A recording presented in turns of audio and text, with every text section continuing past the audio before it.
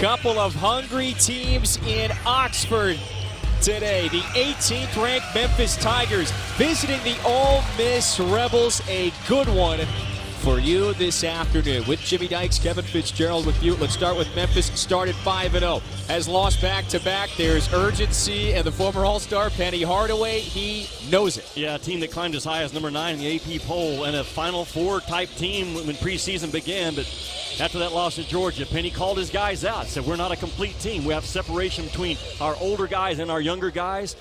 But the last 2 days, Penny Hardaway told us they have had meetings about the separation can no longer exist. I'm going to start hard coaching you. We will see what the result looks like today for Memphis. But a very impactful game today for both Ole Miss and Memphis. The building tells you how big the game is. This is a big one in this part of the country. Neither want to pick up their third loss before the first month. The year is up, and you saw the quote talk about bringing the smoke. Yeah.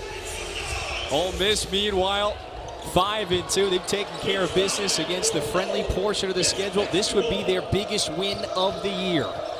And here we go. Memphis, of course, in those bright blue. Ole Miss in the white. Great officiating crew as well. It's Doug Shows, Terry Oglesby, Chuck Jones. And watch for a lot of the motion, the movement on this end of the floor for the Tigers. There's DeAndre Williams, and a sweet fall-away gets it going. Memphis will take and make some tough shots. They've done it all season long, and they are a very good bad shot rebounding team. Ole Miss has to be dialed in. Look at this Ole Miss starting 5. So Austin Crowley, he's the one who's got it number 1 in the white.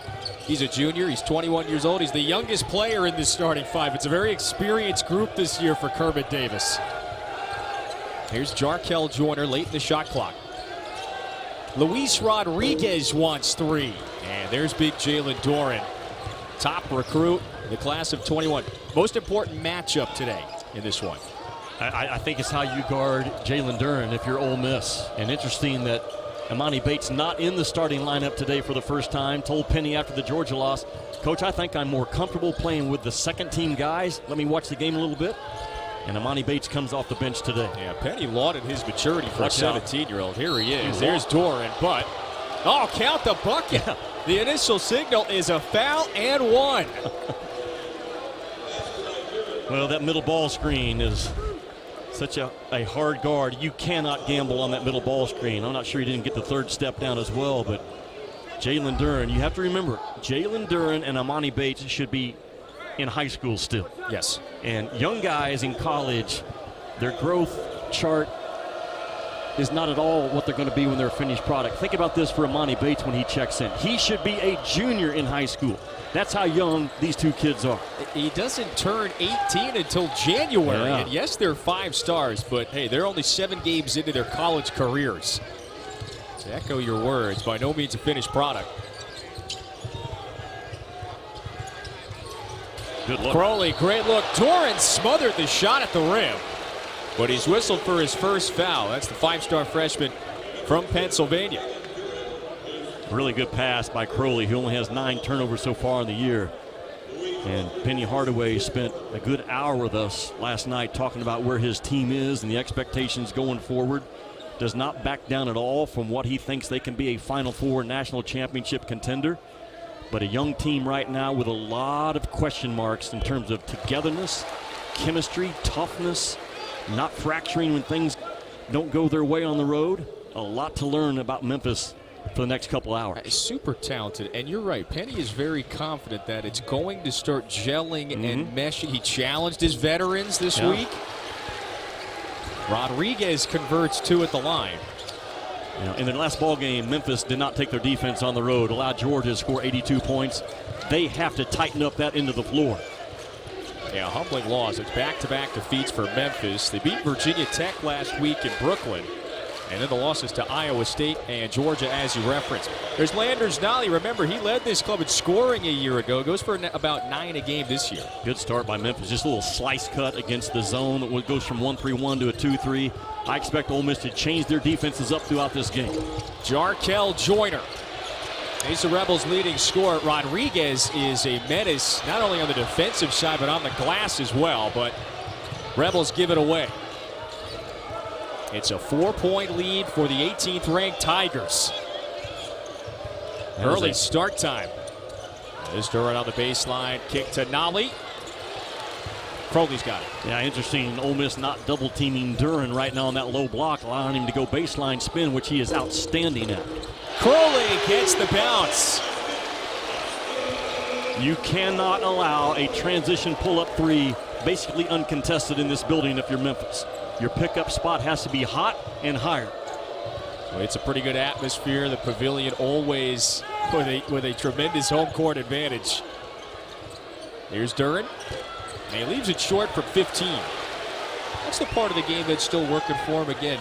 Just 18 years old, few games into his college career. Yeah, he's a phenomenal athlete. But he does not have a post move yet that he can trust, and he does not have that jump shot. Crowley way off that time after burying the triple previously.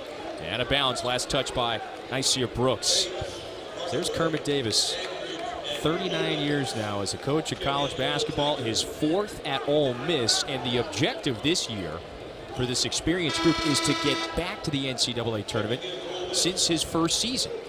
Can coach with anyone out there. And it's a matter of the talent that he can draw into Ole Miss to be a consistent NCAA tournament team. Penny Hardaway has seen enough out of his starters. Although they have the lead, he's seen some defensive breakdowns. 4 new guys check in. Emoni Bates with the ball is a guy to keep an eye on. Yeah, he's the 5-star, number 1 in the blue. Drive down the lane. Earl Timberlake, who's starting his first game today. You know, a lot of people have questioned Memphis's half-court offense. They run the same offense as about 65% of the teams in the country. 4 out, a little bit of ball screen, keep it in the middle of the floor, trusting guys to make play. Off to a good start on that end. That middle ball screen is very difficult to defend. All right, there's the big, strong, physical Nysia Brooks. Missed it offline. Ole Miss got their hands on the offensive board, but out of bounds. And the Tigers have the 3-point lead. 8-5 edge. It's a big one in Oxford. 8-5 edge for the 18th ranked Tigers. 43rd meeting between these two. Regional rivalry. There's a little extra significance here. We're glad you're tuning in this morning. Jimmy Dykes, Kevin Fitzgerald with you. Look, I've got, by my count, 13 players on these rosters combined, either from Memphis or Mississippi. There's a little extra significance to this battle. The building tells you what the game is, and this is a game that needs to be played every year, and I think Kermit and Penny agree on that, just separated by about 85 miles.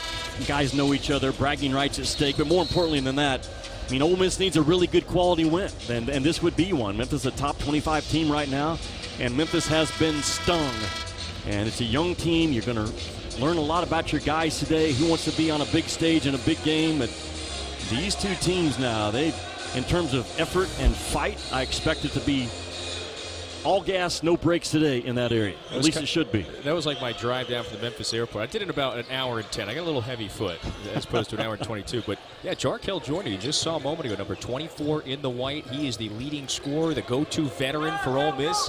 He said, hey, this isn't just your typical cliche, another game. There is some urgency to this one. We kind of know each other. There is some overlap on the rosters.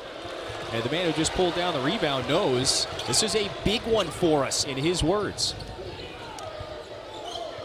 Jarkel Joyner, the only guy in double figures for Ole Miss, getting about 20 a game. Who's the second and third scorer today for Kermit Davis? Well, what's critical for Ole Miss on this end of the floor offensively? Yeah, getting balance in their offense. 24 and White's got to get his, but then who else?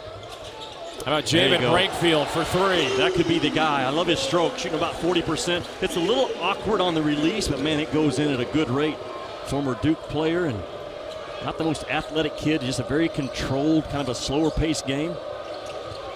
Mississippi kid from Jackson. Here's Emoni Bates. Now he's going to hunt his shot, skilled around the rim. Misfires on his first look. Yeah, Emoni Bates is going to get one up about every 2 minutes that he's on the floor. Leads Ole Miss in field goal attempts per game. Well, Crowley using that pivot foot nicely, but he couldn't bank it in.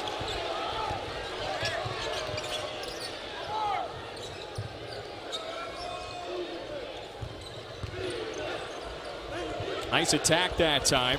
Malcolm Dandridge, who missed yesterday's game, or I should say last Georgia's game, and then there is Emoni Bates to clean it up. Yeah, the value of Memphis getting this shot on the rim cannot be overstated in this game because they are absolutely a hungry pack of dogs on that offensive glass. Bates doing a terrific job of following the drive as an offensive rebounder. Yeah, 10th in the nation in terms of the amount of time they offensive rebound. 3 in the air from the left wing. Matt Morrell. I think Ole Miss has to make double-figure threes in this game if they're going to win. They've done it twice this year. They've hit the 11 mark. They probably have to get there today. Oh, Dandridge got blocked. I see here Brooks got his hand down. Throw it up. Lob up to Brakefield. Yeah, Penny's got a short leash today with his guys in terms of defensive transition, sprint, not following assignments, and quickly Duren ready to check back in. Duren and Harris to the scorers table. Now a little life in the building. Timberlake trying the reverse, rebound to Brooks. Tough shot, right? I mean, underneath the basket with 2 guys on you. Tied up at 10, just about 7 minutes in. Morrell, no. Now Memphis on the move. This is Penny's son, Jayden Hardaway. Bates, no. Dandridge, 1 power dribble. Kicks back out to Lomax in the corner for 3. There's a foul underneath after the Hardaway miss, and it goes against Ole Miss. Yeah, Ole Miss is going to have to start hitting blue jerseys when the shot is taken. And Emoni Bates drives that baseline, gets the ball off the rim softly, and the play before, Ole Miss doing a good job of just attacking Memphis in transition, which you have to get some offensive transition points today in this building if you're the home team. That Memphis half-court defense, although they did not show up at Georgia, they are long, they create havoc, they create turnovers, they gamble a little bit and kind of scramble the game on you. So Joyner to the bench. You just saw Williams back in for Memphis. Tyler Harris out there for the first time for the Tigers.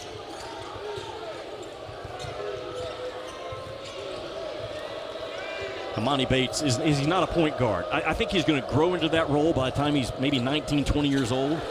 He's a playmaking forward is what he is. Another offensive rebound. If you can't keep the team in blue off the glass, you're in for a long potential afternoon in Oxford on your home floor. First foul on Brakefield. And so DeAndre Williams is heading back to the free throw line. Kevin, that's got to be, what, 4 offensive rebounds already early for Memphis? I know they got 10 overall, but maybe more than that. Yeah, you're right on at 4. And they just do an excellent job of getting to the free throw line as well, drawing the whistle on those second chances. Williams, though, offline in the first look. And this is a very athletic, talented Memphis team. You know, Penny said it in the preseason, this is probably my most complete team in my 4 years at Memphis. Projected to finish second behind Houston in the American. The expectations, as you would expect, very high. Sure. That's a proud Memphis fan base. Really, I think they're as good as anybody out there. I go there in about 12 days for the Alabama game. But, man, they care about their Tigers in that city. And yes, Memphis playing Alabama soon. This is a difficult stretch coming up for the Tigers. That 3 is down. Matt Morrell coming off a 14-point game last time out. Has Ole Miss up by 2, but only for a moment. Man, time back up. If you're Ole Miss, you knock down a 3-on-1 and don't sprint the defensive position on the other. Build a wall, stop the ball, all game long, important against Memphis. Down low to Robert Allen with the left hand. I think he's a good player, Robert Allen. Transfer in here and from Stanford. One of the better offensive rebound rates we have in college ball right now. I think he's in the top 20. Sheboy from Kentucky leads the stat in that area. But good punch back right now by Ole Miss in the last couple of minutes. Oh, there's Williams underneath. Head fake. Got it. +1. Memphis doing a lot of damage early in this game in the middle third of the floor. And you're going to have to come off those sides and put a hard tag on guys rolling to the rim right now if you're Ole Miss. Good start in Oxford. Oxford, Ole Miss undefeated in this building this year, but this is its biggest challenge. The 18th ranked Tigers coming in tied at 15. Is there a scheduling alliance? Memphis and the SEC, you can see all of the SEC opponents coming up. Yes, they already played Georgia, Alabama, Tennessee as well. It's a difficult stretch coming up for this Memphis team. Well, that's what cost Penny Hardaway in Memphis last year was the lack of non-conference wins, and the opportunities are there starting today. You go on the road against an SEC team, and then that Alabama-Tennessee thing, those are truth statement games for both ball clubs. If you're Kermit Davis right now, the concern, I think, for Ole Miss, Memphis is getting 40% right now on the offensive glass. That number has to drop if you're Ole Miss, and I'm sure they're talking about it in their timeout. A good start for Memphis, no turnovers. They come into this ball game number 349 in the country with a 25% turnover rate. Second to last. That's not where you want to be. It's not good. How about a second effort after the missed free throw? Well, now they're 1 of 4 at the line. Yeah. Williams was trying for that and one. Kevin, I'm just telling you, if you don't want to rebound, you don't want to win. Doesn't matter what game it is. 3. This is Allen offline. Ole Miss has taken 9 threes. They've made 3. 2 small, quick guards on the floor from Memphis right now, just staying in the middle, making plays in the middle. One of them is Harris. Duren received that pass from Harris and walked. And Jalen Duren is a grown man. He just turned 18 last week, but he is far, far from being a skilled, really seeing the game as a post player, and you don't expect it from him. Again, he should be in high school. But man, his presence demands your attention when you start breaking down a film as a coach. Yeah, clear-cut choice for the American preseason Rookie of the Year. You're right. Class of 2022 reclassifies in August. Penny Hardaway was detailing it. Such a strong relationship with Jalen. Ty Fagan off the bench for the first time. Misfires for deep. That's the Georgia transfer. Duren with that long wingspan. And you're right. Big, wide, bulky frame. He is a load to deal with. Number 2 in the paint. Lomax trying to bounce it to him. Instead, Joyner on the run. Count the basket. Joyner has one more. The first turnover of the game by Memphis is a costly one. You got a chance for 3 points right now. You pack a foul on top of it, which helps get you to the bonus quicker. Cannot turn that thing over if you're Memphis, because I think your half-court defense so far has been good enough to win this ball game. Make Ole Miss earn their looks. Yeah, you can clearly see the disparity right here. Ole Miss actually one of the best teams in the SEC at limiting its turnovers. Meanwhile, 19 a game for Memphis. And some of these players talked about it this week. Back up in Memphis saying, look, we know it. We see that number. We have seen it far too often. We are committed to correcting it.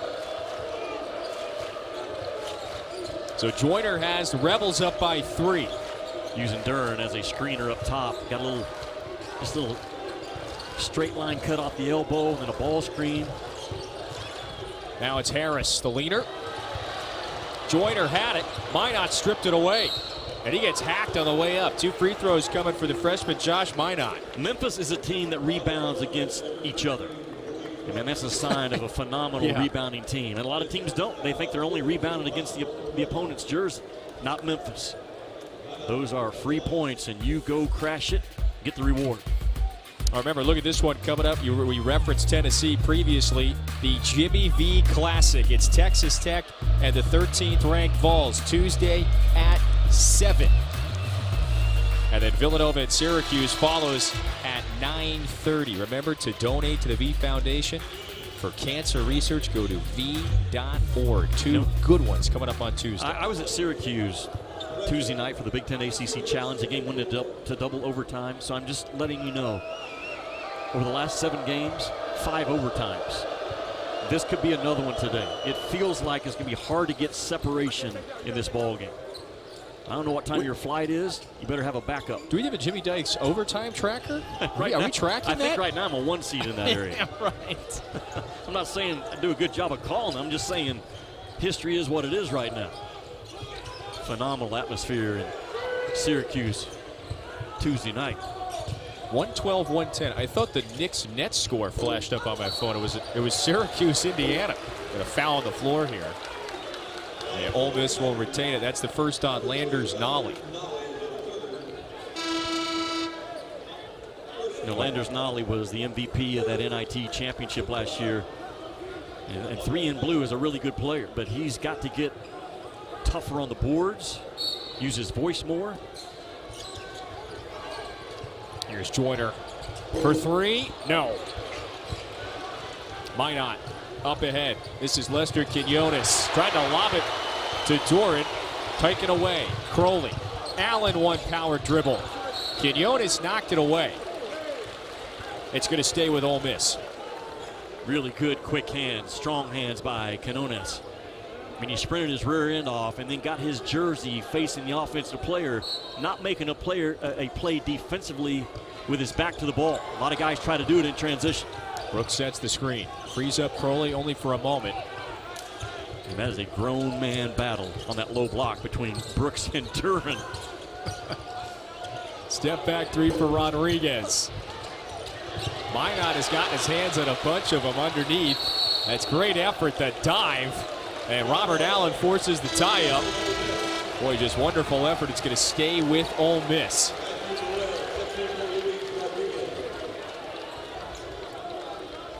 Boy, Kermit Davis, he's lauded Luis Rodriguez's effort, defense over the years. Now Allen, that was a hard tumble to the ground after he went for that one. Yeah, I don't know if there's maybe a blood issue, got scratched on his neck. Yeah, absolutely it is. So Sammy Hunter checks in. It's a 2-point lead for Ole Miss.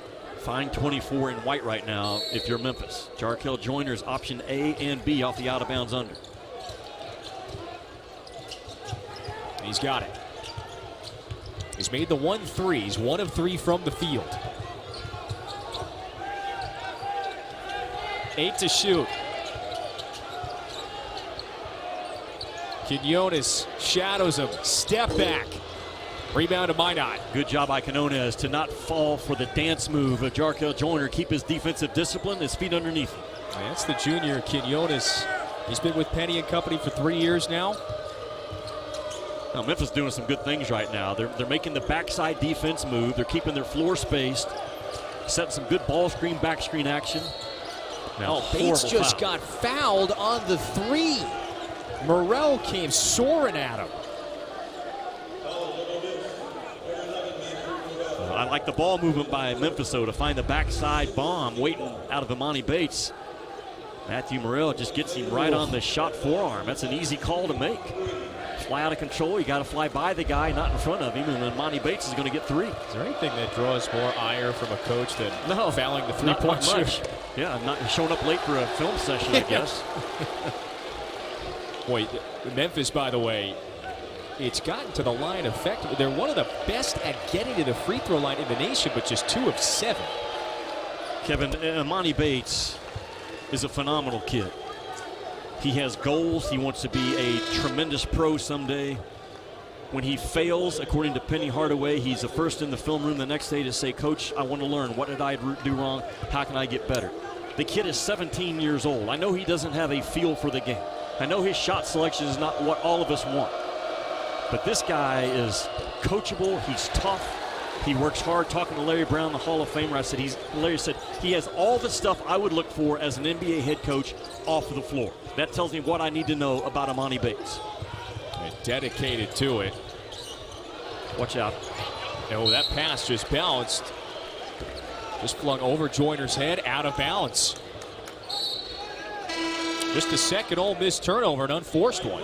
What a staff, huh, by Memphis. Larry Brown, the Hall of Famer, and Rasheed Wallace, 4-time NBA All-Star. We get a shot of Rasheed Wallace on the bench. That's what a pro looks like. You come into a building as a college player and you think you're a future pro. Watch Rasheed Wallace, see how big he is, see how active he is in pregame warm-ups. That's what a pro looks like. Out of bounds going back to Ole Miss. Man, Penny threw the spare headset. Glad he didn't grab mine. That dude right there, that's what you look like if you think you're going to be a pro. Both of them. Kevin and Jimmy. Kevin, we'll talk to you and Coach in just a bit. 7:43 to go. First half, Ole Miss by 1. Again, the concern for Ole Miss. Memphis is getting 50% on the offensive glass. Every other shot they miss, they're getting back. And there's what I was talking about before the break. Larry Brown, just a Hall of Fame guy, man. Now 81 years old. Had a great conversation with him for about 15 minutes prior to this one. Won a title with the Detroit Pistons and the Kansas Jayhawks, and you're around him for 10 or 15 minutes, your basketball knowledge goes up. And watching this guy last night work in practice, that is a pro's pro. I think a few of the forwards, a few of the bigs for Memphis, they've got a few bruises today. When you work with Rasheed Wallace in the post, you really got to put some muscle into it.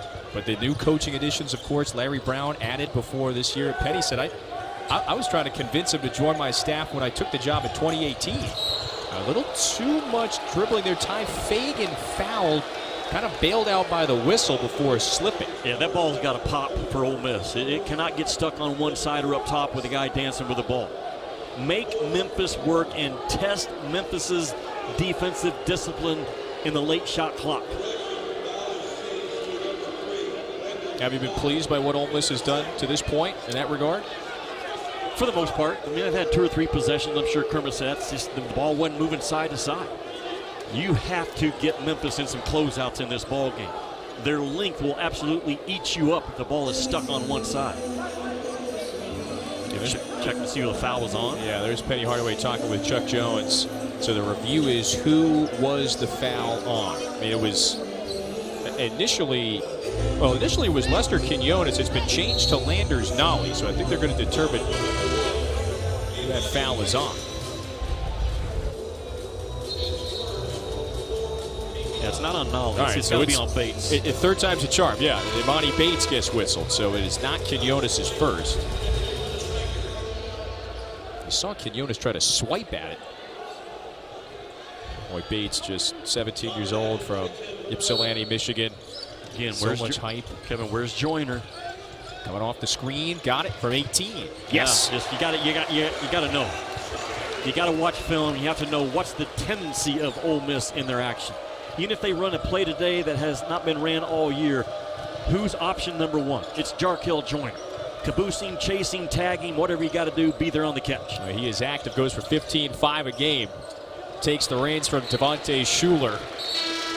He is this year's go-to guard scoring leader. It doesn't matter if you run backwards. I don't care as a coach. You have to be there on the catch when Jarkel Joyner comes off of the curl. And he has tremendous pop and elevation into his jump shot for a 6'1 guard. And no hesitation, too. The catch, the shot, 2 of 5 from the field. And 5 early points for the Oxford kid. Went to high school, about 5 minutes from where we're sitting? Yeah. Bates is getting up 1 shot per minute right now in this game. A hungry scorer, 1 in blue. 1 out of 5 from the field, just 3 points. 1 to shoot. Williams has to heave it. Got it off in time, but offline. Fagan, Crowley, Allen, Brooks, Joyner. The 5 or the 4 for Ole Miss. Trying to take down a ranked team for the first time since February of last year. In fact, it's their first opportunity since. That's good action. Bob it up. Brooks, he got his paw on it, but went tumbling. And Memphis can move. Just some twist action in the middle of the floor for Ole Miss to get Brooks on a rim run. Timberlake, Williams, back to the big man, and score it. There's Dandridge. Again, he missed the Georgia game. He's played in the 6 others, and he's getting some early run. Memphis is down 1, but they are winning the most important part of the floor. That 6-foot, 7-foot area around that restricted arc and in on both ends. +3 on the glass. You've outlined it several times. 6 offensive rebounds. Oh, Brooks just lost it on the way up. There's a pile up on the other end, so it's a 4-on-3. Dandridge. He also just mishandled back-to-back turnovers. Yeah, Memphis had a mismatch in transition, which is going to happen. Memphis is so fast at all 5 spots. They get you cross-matched very well with your transition defense. And Penny knew he had his big on a guard. Just couldn't handle the pass.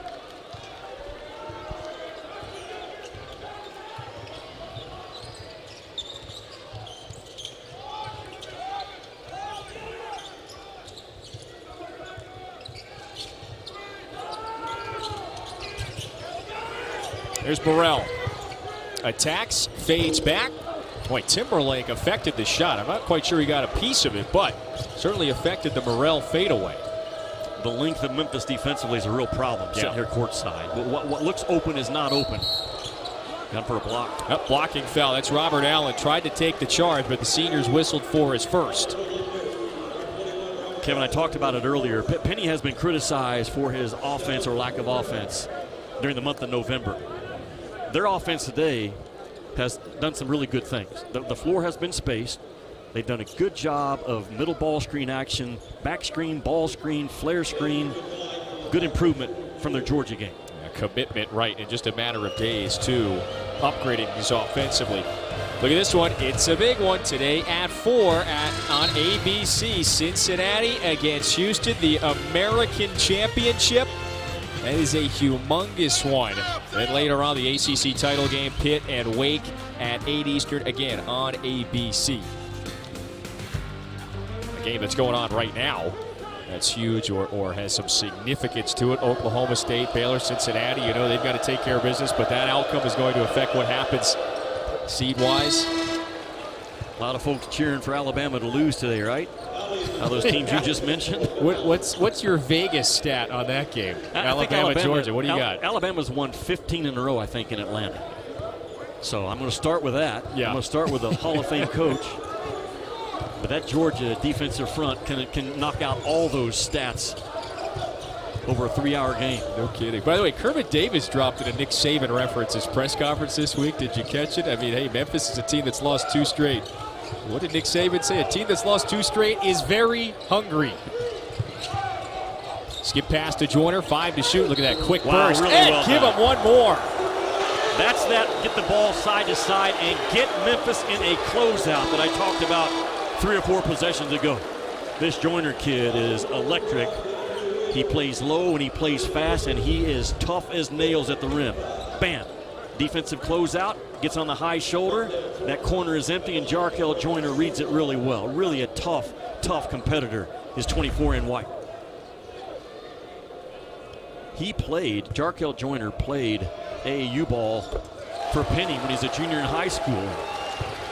Talking to Penny last night, like, who does he not talk to on a weekly basis involved in basketball? Like, right. It's everyone, it seems like. It's a foul on Fagan. Now, Fagan is claiming that Nolley did kind of the old Reggie Miller and, you know, shielded from the ref, but it's still a personal on Fagan.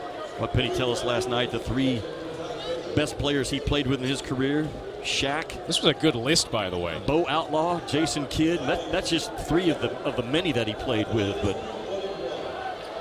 I just felt the competitive fire come from Penny. I wasn't sure. I'd never been around him before.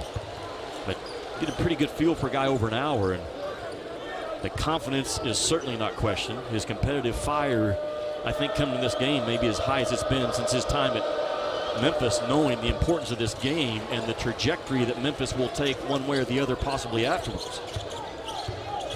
Apparently, Shaq is as dedicated and determined, you know, not only during an NBA game, but also on the movie set as well, where those 2 were teammates at Western University. What was the movie? Blue Chips. Blue Chips, yeah. Get the ball moving.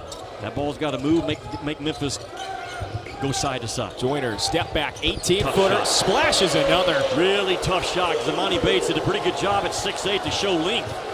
Jarkel Joyner, as good as there is in the SEC at getting separation for a jump shot for a small kid. He's already got 10 first-half points. There's another offensive rebound. Josh Minott's been a tenacious man on the glass early on. 5 boards in limited minutes for the freshman. Let me tell you how you keep guys off the offensive glass. You stay in front of the dadgum basketball and guard the ball and don't allow straight line drives. There's 2 problems right now for Ole Miss's defense. Joyner in Bam. rhythm. Kevin, he can really get going now. He works off drag screens, double drag screens, shoots 3s multiple ways. You better keep some length on him right now if you're Penny Hardaway. Both teams shooting right around 40%. It's been a good physical battle in this first half. And I think there's some moving screens being set at that high ball screen for Memphis right now. And Kermit's in the ear of Doug Schau's talking about it. Timberlake, little wild layup, and Allen with the board. Ole Miss has made 3 straight. That means the man with the basketball has made 3 in a row. Largest lead of the first half. Kermit slowed down his team to get a play call. And interesting where he goes to. Allen sets the screen. Joyner blows by Dandridge, lays it up. Rebound down to Memphis. Good snake move by. Oh, there's Rodriguez. Takes it away. Joyner. Who was the last touch by? Rodriguez out of bounds. Memphis, though, with its largest lead. It's a 4-point advantage. Jarkel Joyner with 13 in the first half. To your point, and you also kind of wonder about where the locker room has been for Memphis coming to this ball game. And Penny had a heart-to-heart talk with his staff, with his guys, and kind of, I think, drew a new line in terms of what's allowed and what's not going to be allowed. Because you bring in extremely talented, hyped guys that put a lot of eyes on this Memphis program in Duren and Emoni Bates, and your returners won the NIT. That is not an easy thing to maneuver. I think Penny's getting a better feel for it just in this past couple of days. But to Seth's point, old guys win. Old guys win at every position, especially at that center spot. Nolley steps into the mid-range. That one hit the top of the backboard. No, whistle was blown because Rodriguez was down on the other end of the court. I'll tell you this, another way to kill time when you're driving 6 hours from Fayetteville, Arkansas to Ole Miss, call Seth. Man, just call Seth and say, Coach, I'm driving. Tell me what I need to know. And, man, that guy, he is on it. That Coach Greenberg in the studio just, that's a shot in the chops, isn't it? Yeah, that's a shoe to the face. And that's the big 6th-year senior, Nasir Brooks, who turns 25 tomorrow. Boy, Rodriguez, a couple times he's kind of gotten popped in the face. And Penny, acknowledged that. He underscored it yesterday. We just need less selfishness. We want to see a little bit more character. Let's care about the team winning instead of individual success. Brooks dives on the miss. And a jump ball that should favor Memphis, and it does. Yeah, Kevin, to your point, Penny Hardaway said himself after the Georgia loss, we look like an AAU team that does not understand how we're supposed to play. And I just get the feeling from last night, this first half, they have made a major step in how we are supposed to play. And I would have confidence that, yes, they can sort this out, figure it out as the year progresses. And this stretch in particular, the next couple of weeks, this team's going to learn quite a bit about itself. You saw the schedule coming up. Think about the struggles that we've seen John Calipari go through at Kentucky in the months of November and December when you're counting on young guys, new guys, trying to figure it out. I think Penny Hardaway's in a very similar position. And again, Memphis doing major damage around the rim in this game. Remember, 7 games in. There's Timberlake, by the way, the sophomore from D.C. Last year at Miami, boy, he just had a year plagued by injuries. Decides to transfer, and he got the start today. Brooks. Back to Crowley. This is Ole Miss without its leading scorer, Jarkel Joyner, on the floor. You're saying, where is that extra offense coming from? Robert Allen has 4 in this one. Yeah, anytime you allow the ball to be driven through the elbow, you're in trouble defensively. And that's exactly what Memphis allowed on that last possession. Less than a minute. Ole Miss by 4. Boy, the takeoff, but without really a good landing spot there for Dandridge. Got caught underneath the rim. Morrell, corner 3, down and out. And the ones that need to drop, right? If you're an Ole Miss fan, they're wanting to make 10 or 11 today. Probably about halfway there. 4 out of 15. Not quite halfway. 27%, that's all. Morrell cuts Timberlake off, and it went off his shoe. Yeah, last couple minutes, a little too much kind of one-on-one. I'm not sure where Timberlake was going. When you got a chance to close out the half with a good possession, the ball gets stuck in your hands on the left side of the floor. Not a good 10 seconds for 0 in blue. Now the exclusive college football playoff reveal tomorrow at noon on ESPN. Also, we're going to unveil the New Year's 6 bowl game matchups as well. You can also catch it on the app, one tap. Big weekend. Seth is not going to like that last possession by Memphis. He talks a lot about floor gamers, and Timberlake had a chance for Memphis to take the last shot of the half, and when Larry Brown was right in his nose as he came off, as well he should be. Those are the kind of mistakes in a tough ball game that you just can't make. Understanding the time, score, momentum, where you are on the floor, and now Ole Miss has a chance to get the last shot. Penny's going to use his timeout. 21.9 left. It's been right around here, by the way. Ole Miss has led by 2, 3, 4 for the majority of this first half. And they've got the basketball with a chance to maybe extend this to a 6 or 7 point lead before halftime. And there is Penny. You know, a lot of attention in that huddle toward Lomax, who I think Penny trusts Lomax's voice more than anyone else on the team right now. Lomax is all about winning. And he's been coached by Penny since the 6th grade and then through AAU ball at East High School. And Kermit Davis's guys have done a lot of good things so far in this first half. This feels like it's a game that's going to go down to the last possession in the second half. That's how important this last possession is in the first half. I'm planning for overtime. You told me earlier I should. You better. Here we go. Can you get a good look right here, and can you get 24 in white? Yeah. Coming off for a shot. He's bottom of the screen in the corner. Crowley with the right-hand dribble. 3 seconds. Crowley falls. So does Timberlake. There's a whistle. That's on Crowley. Now that's the 9th team foul. So Timberlake with .4 on the clock. He's got a 1-and-1 coming up. I'm just telling you, at the end of this ball game, let's remember what happened with .4 to go. Ole Miss does not execute the play. I'm not sure if it was Brooks, Crowley, maybe both of them. Didn't understand what the action was. And now Memphis with a chance for 2 big ones from Earl Timberlake. Yeah, first free throws of the day. He's 9 of 14 at the line this year.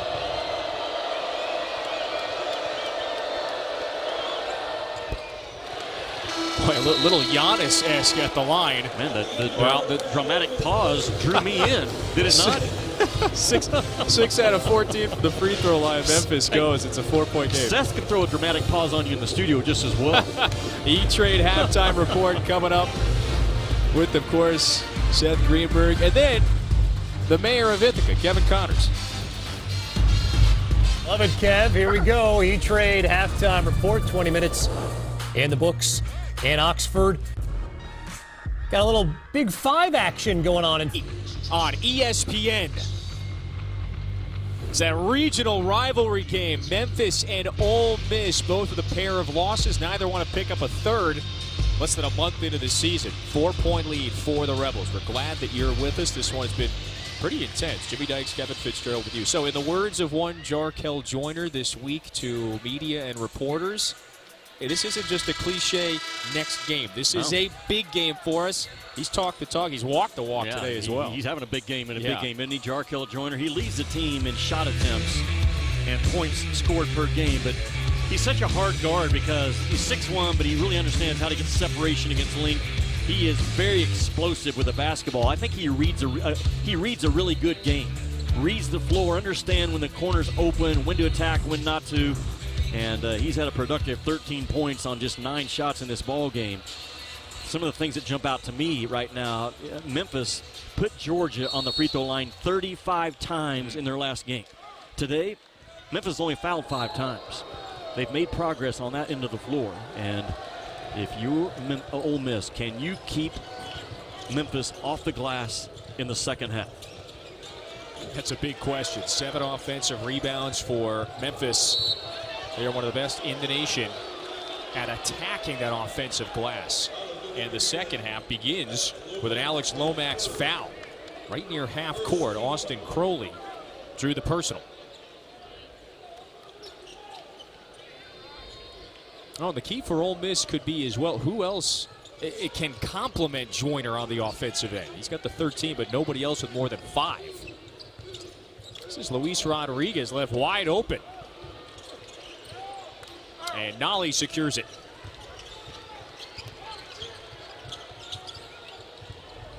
There's Lomax. Turns the corner. Bounce pass. Timberlake. Free throw's coming. And there is a Ole Miss player. That is Robert Allen, who is down in the corner. And he immediately grabbed that left knee. You can see the seriousness of it right off the bat. Yeah, Penny Hardaway immediately signaling to the staff. He saw it. He started waving his hand to the athletic training staff And Ole Miss, there goes Kermit Davis. Allen, the senior from Orlando. He's been in the starting lineup of late, a critical piece for Ole Miss. And before he went down, again, it was a foul on the Rebels. Yeah, that's a valuable piece to Ole Miss's season on his back right now in the pavilion. Yep. Number 7 in terms of minutes played for Ole Miss, but number 1 in free throw attempts. Has a very aggressive game about him for a 6'8" kid. Lefty, hard to guard, gets on the offensive glass. Memphis played, I think Seth talked about it, 11 guys in the first half. And Ole Miss's bench will be tested more than it has been all year long. Boy, Allen is really showing some toughness here. If you notice behind him too, there were several seats. There were, several seats of that Memphis bench that were kind of astray. And Allen, of course, went crashing in. Yeah, you talk to a lot of coaches and staff around this Ole Miss program. They were quick to point to Allen and say, hey, he's been a big boost in the starting lineup of late.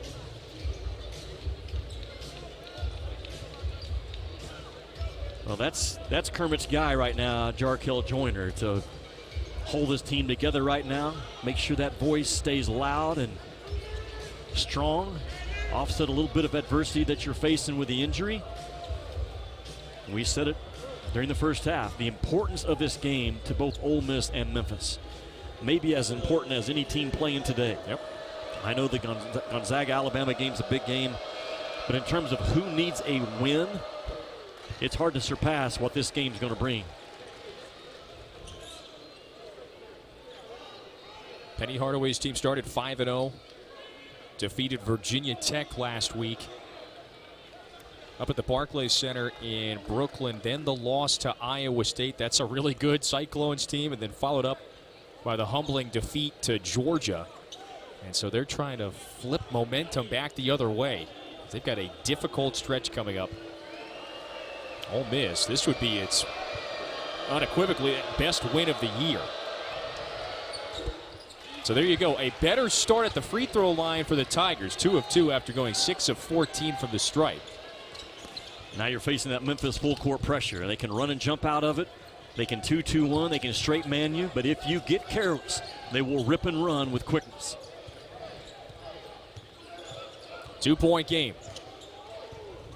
Little lull in the building. Can Brakefield cause a spark? Rodriguez on the ground. Crowley to Brooks. I believe Memphis now is up to 9 turnovers in this ball game. They had 11 at Georgia. They've been averaging over 20. And can they keep that number in that 13-14 range on the road? Timberlake is starting to do some work. Yep. Kevin, that's really good offense. What'd you like? Well, I like, first of all, how they come down in their spacing. They're not guarding each other by being on top of one another. And again, Memphis utilizing the elbow back screen, ball screen action to free guys up on hard slice cuts to the rim. That's good action, probably as good as Memphis has had this year so far in this game. And now it's a chance for Timberlake to open up this second half with a quick 5 points. Boy, there's some extra moisture, on that end of the floor. Several times, one of the arena workers had to come out there and just wipe down the paint. Here's more of the press now. That's what the made basket allows. 5 second half points for Timberlake to get things rolling for Memphis. You trust Crowley bringing it up with a headband. Again, only 9 turnovers on the year coming into this ball game. 6'4" guard, not a jet, but very under control. Well, Ole Miss as a team, excellent assist to turnover rate. Foul on Memphis. That's the second on Williams.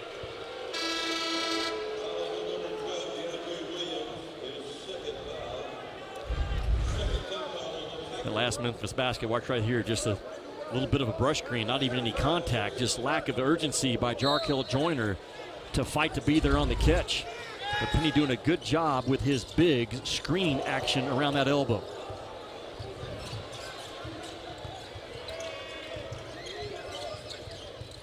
A lot of motion cutting on this end for the Rebels.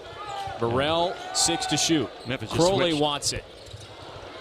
Kevin Memphis just switched all that dribble weave action up top. They got a new 20-second shot clock. That one is blocked. Here's Williams. Into Crowley, lays it up. Gets the whistle. DeAndre Williams heading to the free throw line to try to give Memphis a lead. Man, Memphis can protect that rim, can't they? Watch Duren rotate over and just eat it up top. And that's why I think Ole Miss has to make double-figure threes in this game. It's going to be very difficult to get enough scoring around the rim against the length of Memphis. Look at that bottom statistic, by the way. And Memphis can thank Jalen Duren big time for that number. He averages 3.6 a game, a handful of 5 and 6 block games already for the freshman. We talked about it in the first half. That through the eyes of Penny Hardaway, there's been a separation between his old guys and his new guys up till this point. Sitting right beside him this game and just watching his guys play, I haven't seen any sign of that today. They look like more of a complete team than they have so far this season. Yeah, it's been a rejuvenation just in a matter of a few days since the loss to Georgia on Wednesday. And they've tied this thing back up. I think Larry Brown has a lot to do with it. In the conversation I had with him, he told Penny, he said, Coach, I'm not changing, and neither are you. We have to start hard coaching our guys and demand what we need to demand, and that's what you have to have if you're Ole Miss. You're going to have to shoot the ball well from 3 in the second half. Second triple for Matt Morrell. He's the Memphis native. Went to Whitehaven High before moving on to IMG Academy. Here's Duren. Straight up. Brooks smothered him. And it's a jump ball. Yeah, that's what Duren's instincts are right now, Kevin. He wants to spin baseline really on either block. And Iowa State did a terrific job of double-teaming him from the baseline side. Ole Miss doesn't have to double-team because Brooks is 7 foot and a 25-year-old grown man. Well, that's knowing the scouting report as well. I see Brooks was telling you yesterday, hey, he spins baseline. What a beautiful kid 3 and White is. Comes up from a family of, 11 siblings overall? He's got 10 brothers. It's like that line from Remember the Titans. You really have 10 brothers and sisters? Yeah. Well, 8. So maybe, I don't know if he's doing the same tactic. Quinones left it short. Yeah, Nasir Brooks has played college basketball long enough that he's had 3 different presidents in the White House since he's been playing. Obama, Trump, and now Biden. Yeah. Ain't not many guys can say that. 25 tomorrow, so happy early birthday. Great backdoor. Morrell, little fadeaway. It got him free from that outstretched Duren hand. Yeah, he back cut into a hard shot. That's a difficult one, man, going full speed at the 10-foot mark. Bates into the game, and just never had a clean handle on it. 3-on-1. Here's Morrell, takes the contact, and free throws coming. Ole Miss just snatched it from Emoni Bates. Any play that involves contact is not going to favor Emoni Bates. He's 6'8" and 195 pounds. He is not great in tight spaces right now with the ball. Learning, growing, but any body contact, you go back and watch Memphis' last 3 games, really bothers number 1 in blue. He'll grow into it. I think that's the key word. So much time for growth. Just 3 points for the 17-year-old. Now, he has led Memphis in scoring up until this point. He's gone for 12 a game. Jarkel Joyner trying to listen into the conversation between Penny Hardaway and Emoni Bates, and officials would have no part of it. That's just craftiness, man, by a guy that's played a lot of games. Just, you're going to talk, I'm going to try to listen. You ever try to do that one? Just kind of sneak into the huddle. Sometimes you could steal a player's spot in the lane. You ever do some of the tactics there? I had trouble trying to sneak into my own huddle as a player. I was boxed out at all times, just trying to get in my own huddle, much less trying to listen to the other guy. Joyner's got a game best 13. Move the ball, keep cutting hard, make hard basket cuts. Lomax back to Quinones. Out of bounds. Wow, ball back to Ole Miss. The mistakes you cannot make. Quinones trying to drive the ball where defensive help was already built in behind him. And the turnovers now, start keeping an eye on it. They're now back into double figures. Hard to win hard games. had it tied a couple of minutes ago. Ole Miss has extended it back to a 4-point lead. The Rebels have led for the majority of this one, but by no more than 4. Joyner's got it, 5 of 9 from the field. They run Morrell off of floppy action, had a single screen on one side, double off the other. Missed something, Brakefield, he's got 1-3. Head fake, puts it up. Back out to Joyner, and now all of a sudden that offensive rebound advantage is starting to even out. That's 6 for Ole Miss compared to 7 for the Tigers. Joyner got it blocked. Dandridge pinned it off the window. Big run out. Lomax finds him, and he rewards his big man. Couldn't stick it home, but he's got 2 free throws when we come back. Love the effort by Dandridge. Blocked his shot on one rim run to... Ole Miss by 4, regional rivalry. These two schools separated by just about an hour and 15 by car. That's it. Early second half. Remember, it's V Week at ESPN, and our partnership with the V Foundation highlights the urgent need for cancer research and elimination of racial disparities in cancer outcomes. You can learn more and help support by visiting v.org/donate. 100% of the donations go directly to cancer research. Jimmy, I thought Penny was...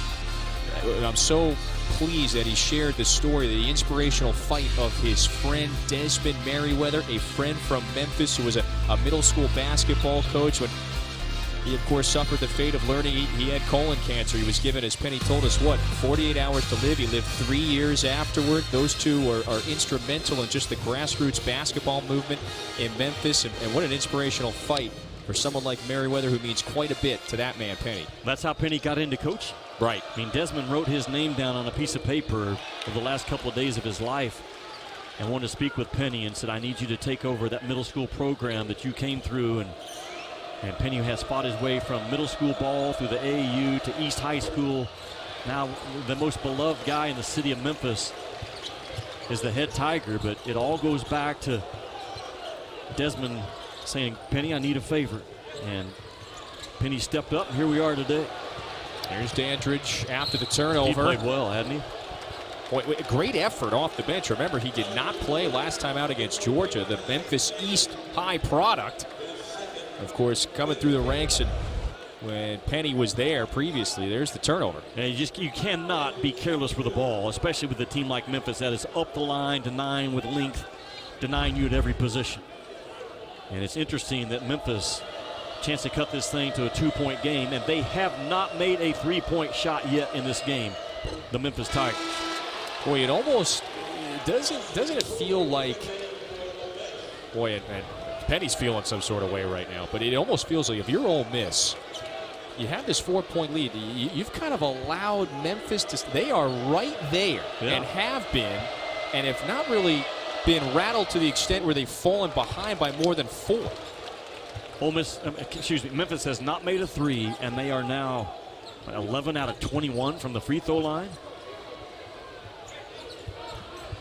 Oh, yeah, well, that's 48% now. They've definitely left some put. Oh, there's an offensive foul on Crowley. Oglesby signals we may take a look.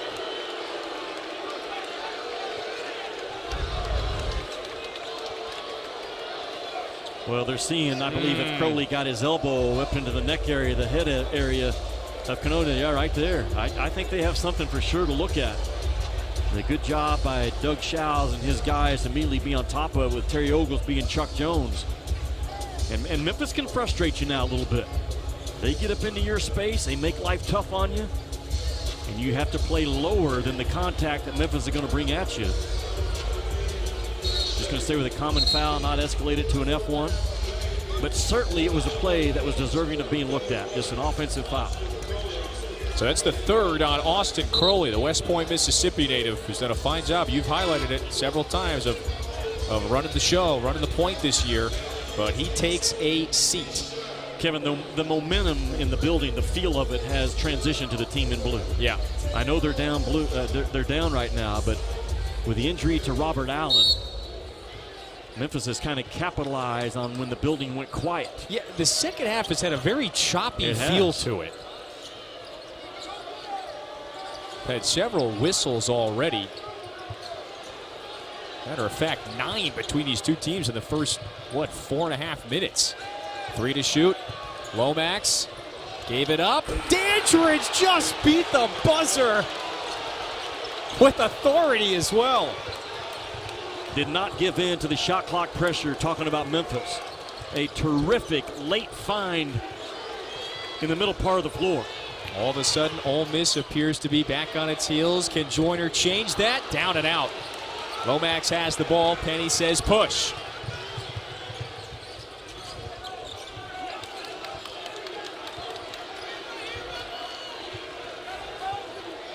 Going to stay with Dandridge up top as the screener, and he's screening on the ball and off the ball action.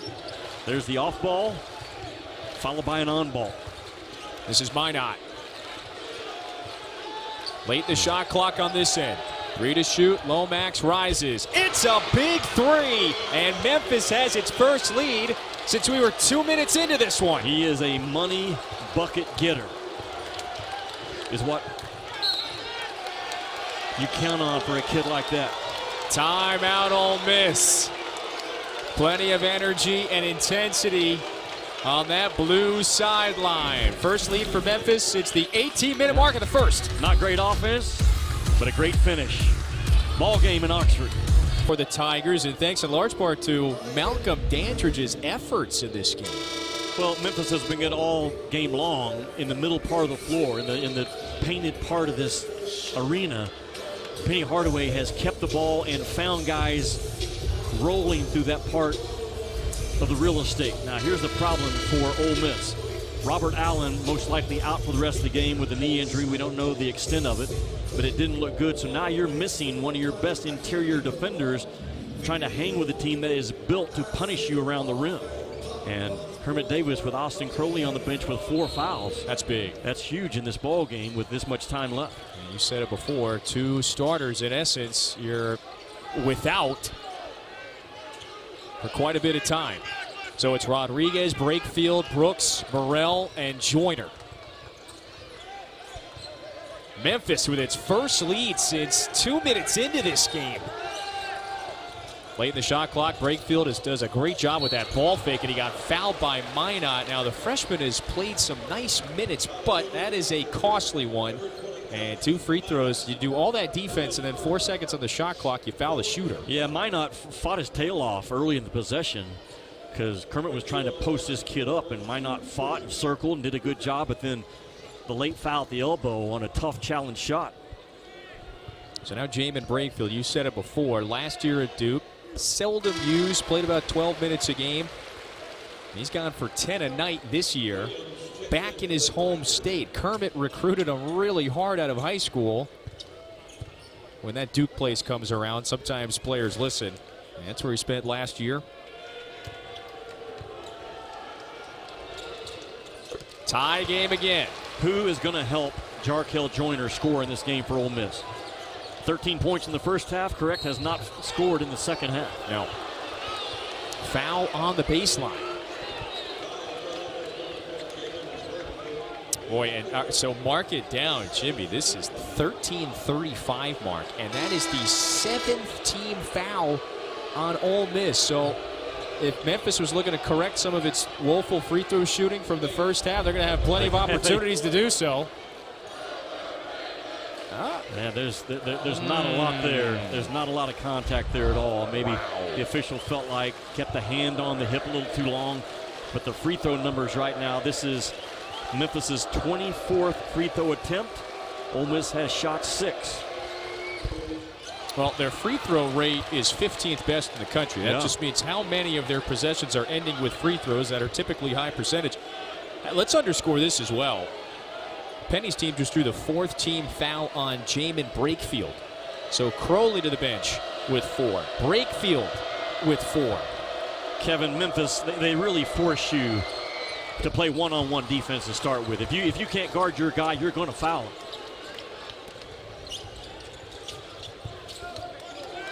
Oh, Emoni Bates silencing the crowd as well with those free throws. 2-point lead for the Tigers.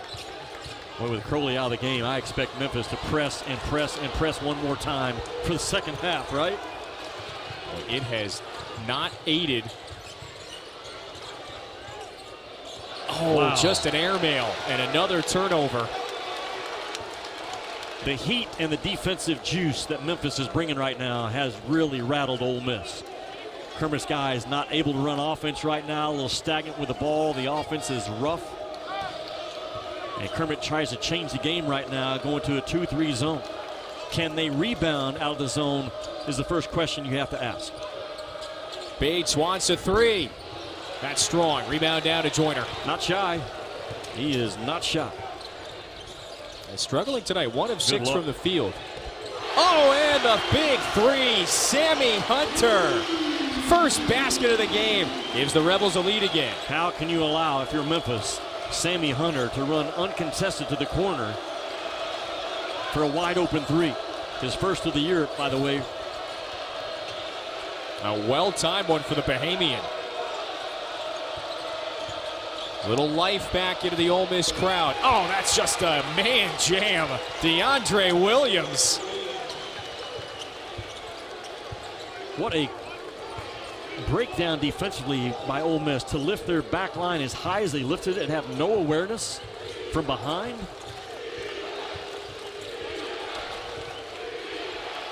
Now another three. Morrell drills it, and another lead change. Back and forth we go. Track the number for Ole Miss. Can they get 11 or 12 made threes in this game? If they do, they got a chance to win on their home floor. Morrell hit 3 on Tuesday. He's got 3 from deep this afternoon as well. Hard drive, whistle, traveling violation. Lomax walked. We got some life back in this place now. Well, the life is back in because Kermit Davis changed his defense. He went to a 2-3. He's played a little bit of a 1-3-1. And the juice, the energy, the heat in the building, right back where it was in the first half. In Oxford this afternoon, Ole Miss by 2.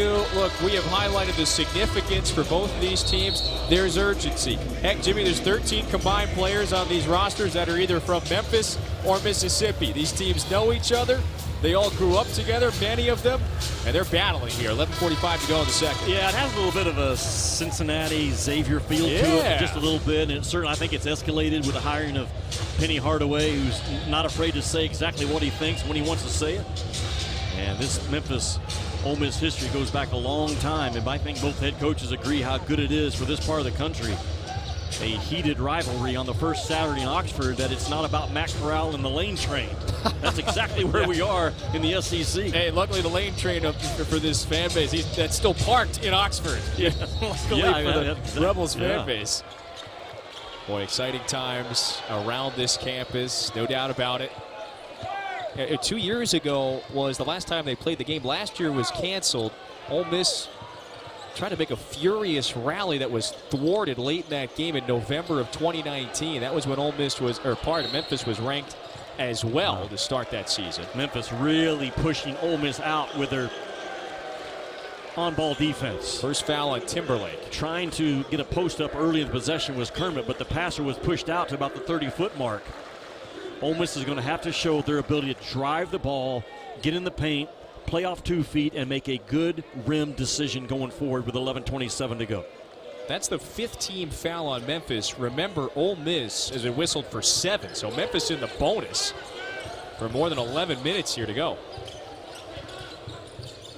Joyner to Morrell. He's been terrific from deep, and he puts in another. Make it 4 from long range. And that is now the 8th three-point make for Ole Miss in this game. What was the number? 10 or 11. Yep. I think they get to 10 or 11. Stay with the 2-3 zone. Lifted just have better awareness of what the back line's doing. Oh, no. Again. Williams open. Yes, sir. Good body control, and he lays it in.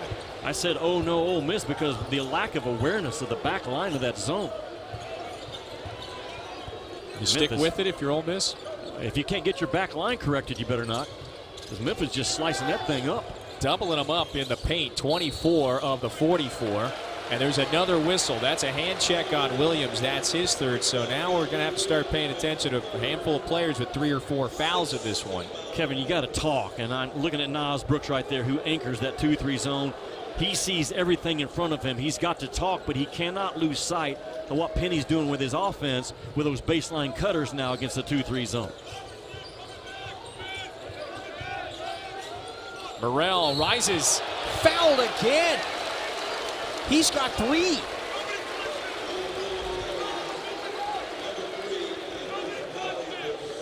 Memphis staff saying nobody touched him.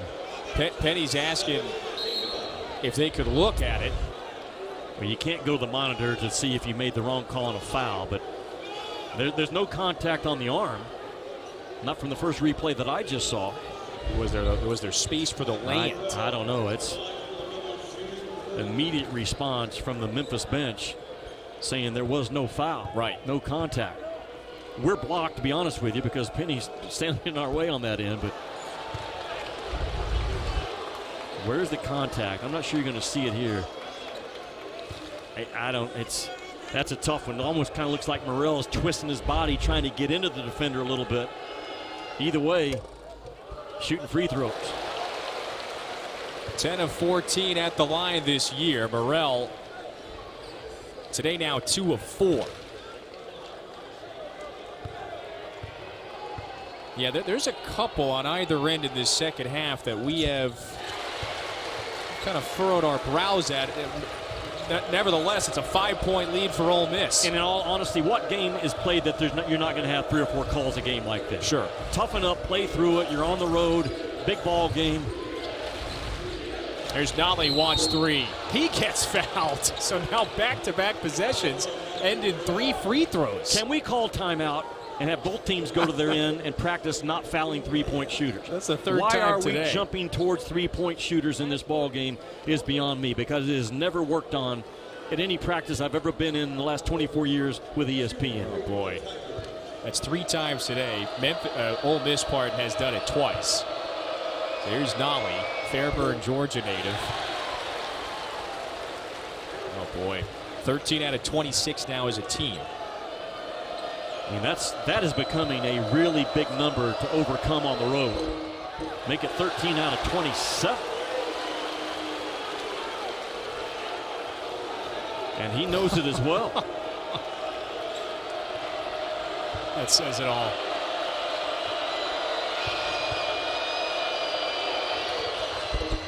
All right, so 1 gets it back to a 4-point game.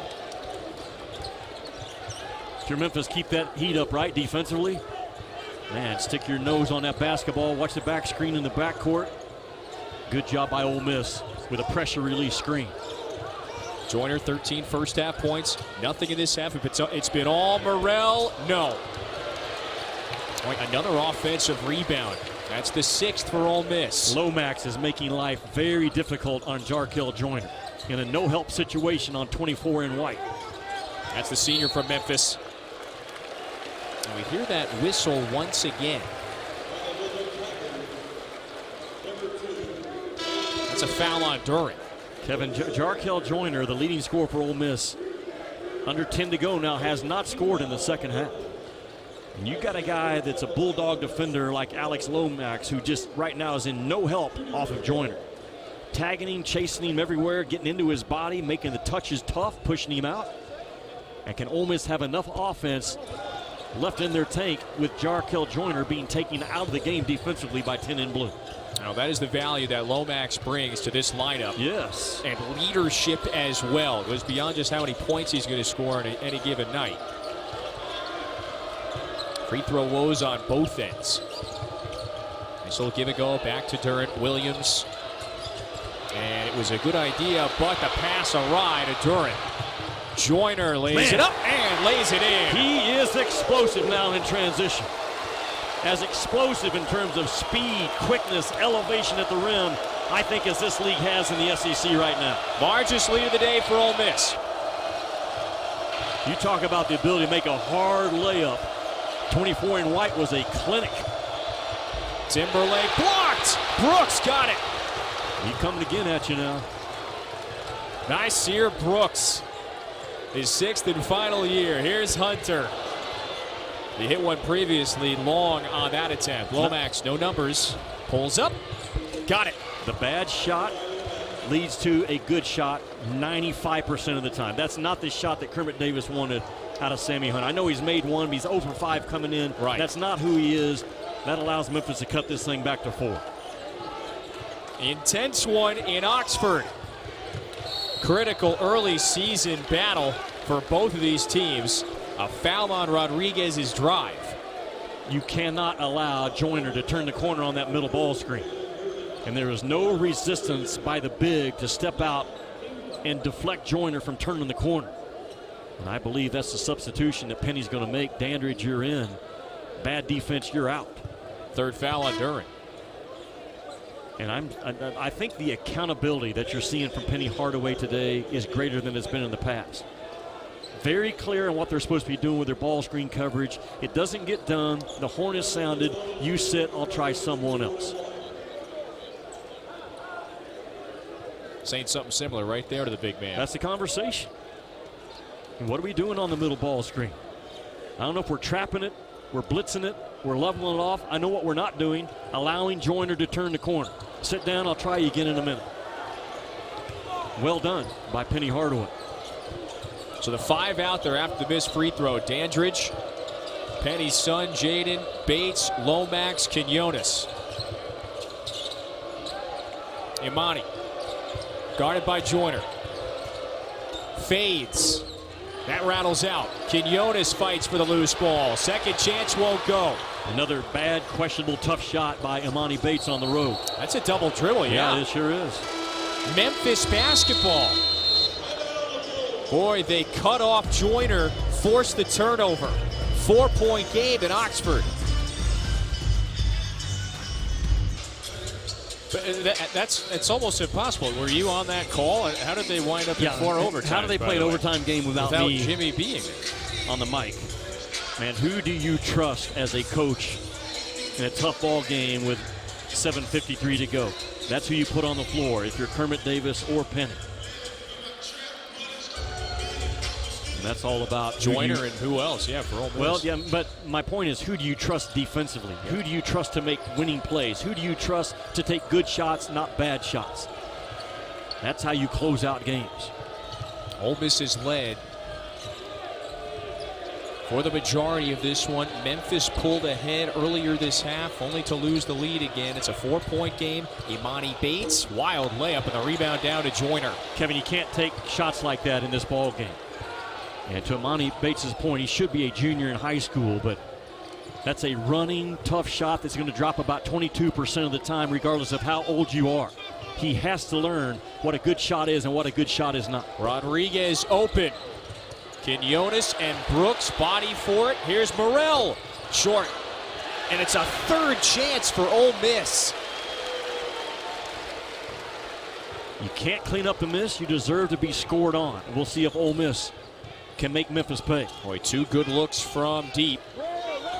Rodriguez, Morrell going to work on Hardaway. Left it short, out of bounds. And boy, Dandridge was right there. It just bounced out of his hands. So with 2 on the shot clock, Ole Miss keeps it. I would look for Nas Brooks right in front of the rim. And Duren is not on the floor. Do you have a lob play right now for Nas Brooks, the 7-footer? There he is, number 3, this side of the paint. Yeah, he could get back screen and roll out of there right in front of the rim. Morrell to inbound. Roll out of there. Throw it. Oh boy, it's going to be a long-range look. So Morrell might have had the chance. Instead, it's a shot clock violation. You got to give Nas Brooks a chance. I mean, he's 7'1". He's going to go up and at least get a paw on it and get it going towards the rim.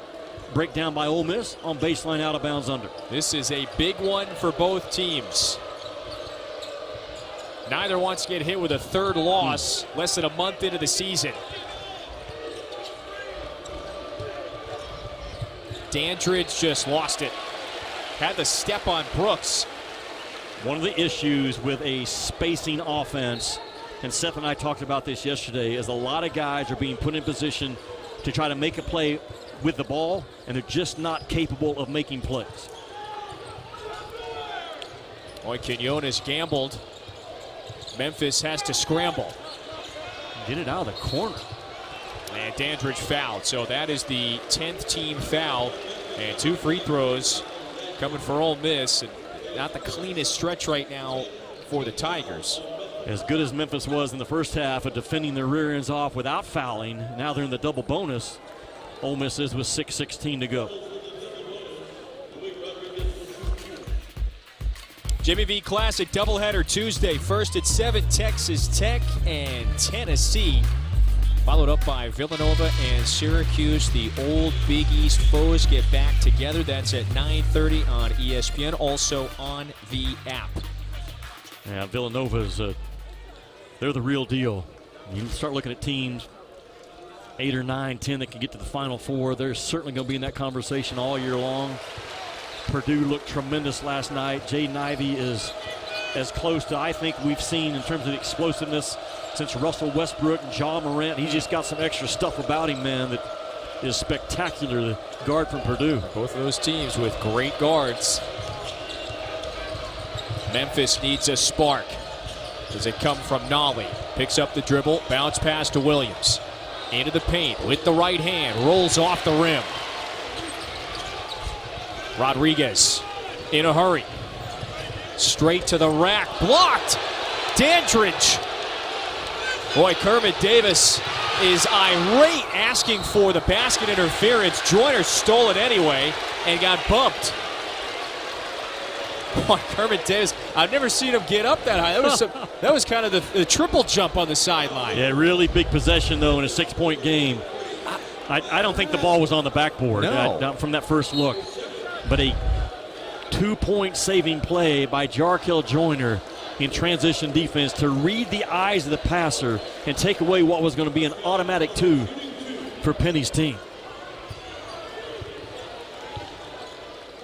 Now Joyner, 77% at the line this year. 2 of 2 in the first half.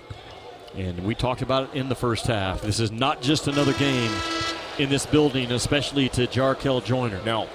Has played for Penny on the AAU circuit. These guys know each other.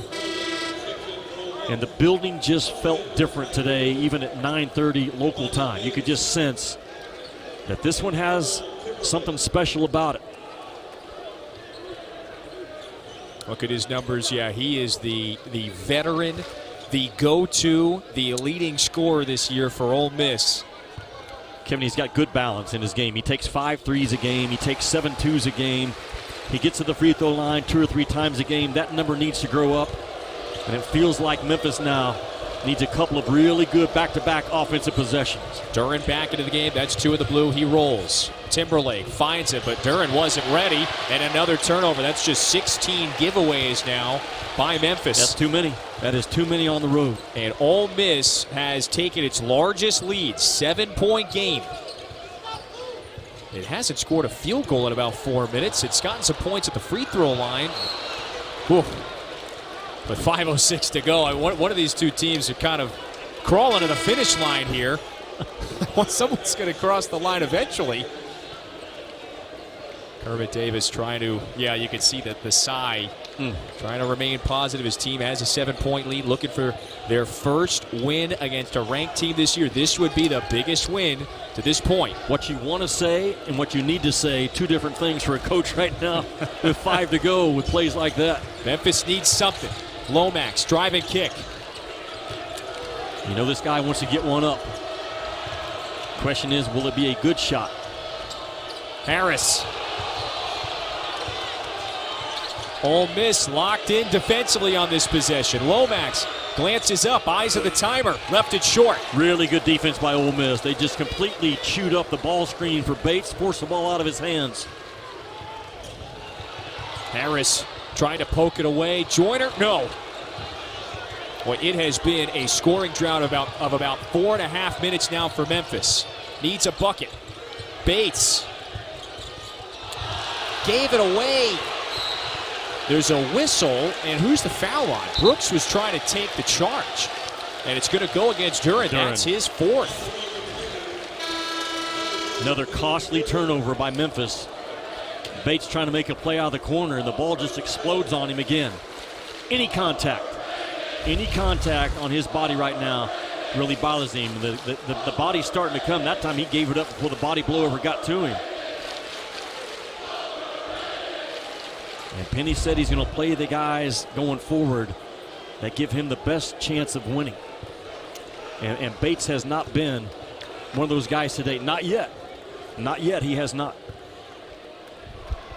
Ole Miss is extending its lead, as you saw, without Brakefield, who just checked back in, without a starter, Crowley, who sat on the bench for much of this half with 4 fouls, plus without Robert Allen, who is, of course, out for the remainder of this game. Early in this half, suffered a knee injury.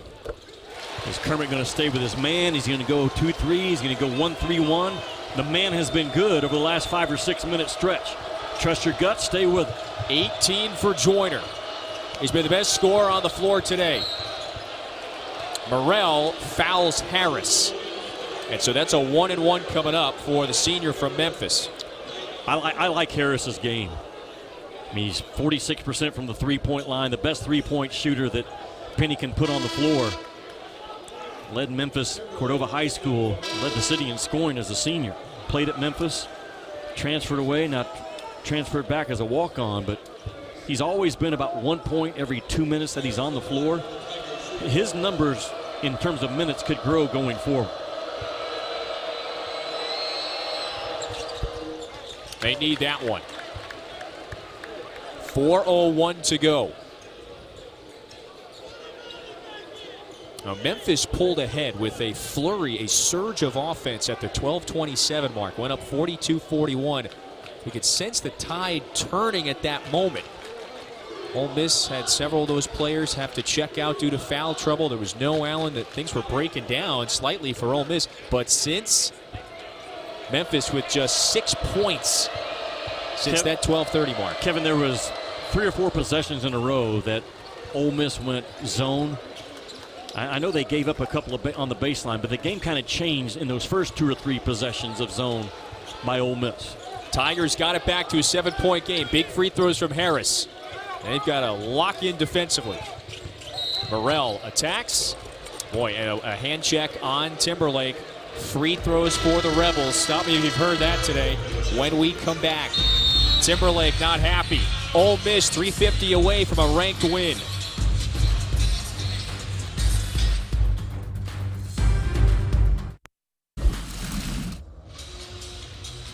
Thanks, Kevin. We'll get you to Raleigh shortly.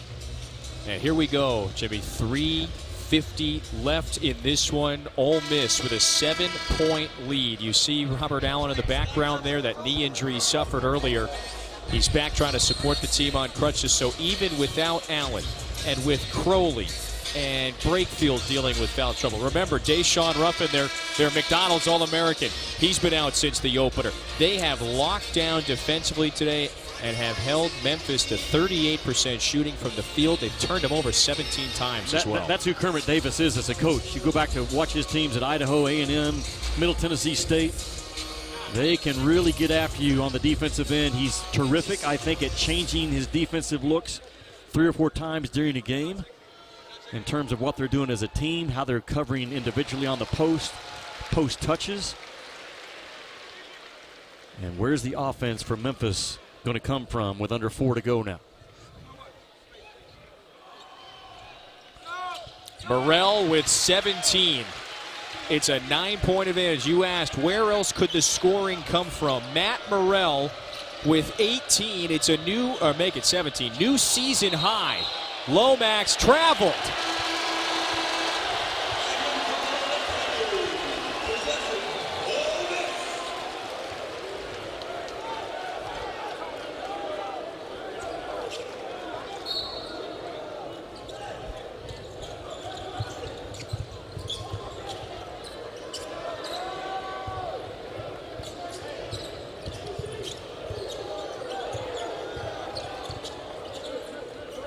Ole Miss has led for the majority of this one. Was up by 4 at the break and have just slowly grown the lead the last few minutes. Kevin, will a player slipped. Yeah, he did, but that's exactly what Memphis needed to get back in this game. A break like that. Yeah, it's a. Now where's the Memphis fight factor right now in terms of this is going to be a hard game to come back on? Where's your fight factor? Where's your belief? If you're wearing a blue jersey right now, you're at one point the number 9 team in the country on the verge of losing back-to-back-to-back games. Yep. First it was Iowa State in New York last week. Then the loss on the road at Georgia. Well, now you play guys, I talked about at the 8-minute mark, you have to put dudes on the floor that you trust as a coach. And Memphis right now going with Landers Nolley, and the older team is out there with the exception of Duren. Nolley can make his shot on you. Quinones is capable. The offensive glass certainly has to be an option for Memphis. Harris dribbles it into trouble. Joyner comes up with it. That's just not winning basketball. No. When you don't get a shot off on the road in a hard game, that is not winning basketball. And there's been multiple guys from Memphis today kick that thing all around the ballpark. Ole Miss less than 3 away now from handing Memphis its 3rd straight loss. So remember, SEC now, it's a bowl special tomorrow at 6 Eastern. An in-depth look at the SEC and where these teams will be playing once bowl season arrives. You got a big one that's kicking off soon. Georgia, Alabama, the SEC title game. And remember, that's tomorrow at 6. And that's just a look of exasperation there from Penny Hardaway. Now, Kermit's team, as you said, just solid defense. They didn't beat themselves. In essence, allowed Memphis to make some self-inflicted mistakes. And it's the largest lead of the game. Yeah, the game's far from over. The problem for Memphis, they now have 19 turnovers in the ball game. And you just can't keep turning it over at a 24-25% rate like where they're at coming in. Until that part gets cleaned up, it doesn't matter what Memphis is trying to run on the offensive end. You got too many guys loose with the ball and not understanding the importance of it, trying to make plays that just aren't there. Nobody's defense is good enough to overcome 20 turnovers on the road. So here is Emoni Bates, just 17 years old. Now this is worth it. Hate to keep bringing it up, but Memphis has missed 14 free throws today, and it's a 10-point game, so those certainly have hurt. As you alluded to, 2:48 to go. Kevin, it is so difficult to reclassify and transfer up. Emoni Bates should be a junior in high school, not a senior. It's almost like he reclassified 2 classes up. Right.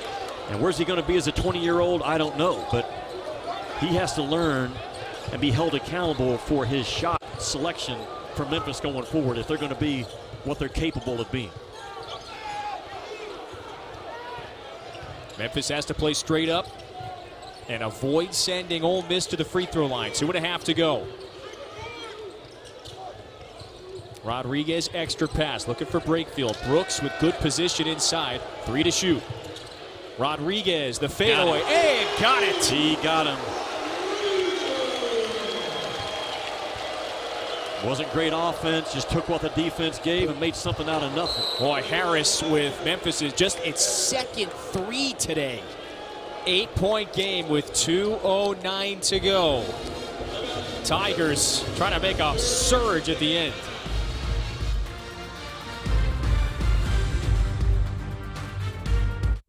Ole Miss has led for the majority of this one, up by 8, 2:09 to go. A big bucket a moment ago by Luis Rodriguez. Yeah, who wins the one-on-one battle? Luis Rodriguez just puts that ball in the left hand and gets to his sweet spot, and no challenge by Emoni Bates, and a big basket, but a big answer by Memphis. Memphis, one of those clubs, never in, never out. Yep. Never in control of the game, but also never out of the game. There it is. Long feed, Brooks. Why? Oh boy, turnover. And there you go. There's an example. Memphis has the ball. I'm just telling you, they are hard to put away. There's many things that Memphis has not done right in this ball game. If you're Ole Miss, you cannot allow 14 in blue tucked away in this corner to get a shot off from 3. He shoots it too good. The Tigers down 8. Losers of 2 straight, a desperate team into the paint. Williams absorbs the contact and got it. This free throw could get it back to a 5-point game. Because 14 in blue shoots it so well, you have to jump out hard hedge. And what does that open up? That easy stroll to the basket on a naked roll. Very well done by DeAndre Williams, but more importantly by Tyler Harris, because of the attention that he gathered as a small 3-point shooter. Williams quietly has led Memphis in scoring, the senior from Houston with a dozen. Crowley back into the game. He's got 4. 2 Rebels with 4 personals. Brakefield and Crowley. 5-point game. The press is coming. They're going to face guard, tag guys, make it tough to get in. He needs help. Now it's Crowley. Up ahead, Brooks. They got it across. Memphis on a 6-0 run since falling behind by a game most, 11. And boy, Penny is hot after that foul call. Well, no, he's hot because they fouled. I mean, it's a 5-point game and you're fouling a guy 35 feet from the rim. Yeah, not a wise one. No, it's a 2-possession game with plenty of time left.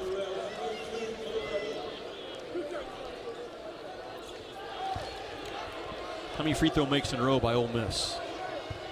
It was 7, right? A couple, no, yeah. Morrell has been huge. 18 points. He's hit the 4 triples. Complimenting Joyner, those two have 38 of Ole Miss's 63. Now 8 free throw makes in a row for the Rebs. Just a sign of team toughness to me. Right now back to a 3-score lead for Ole Miss.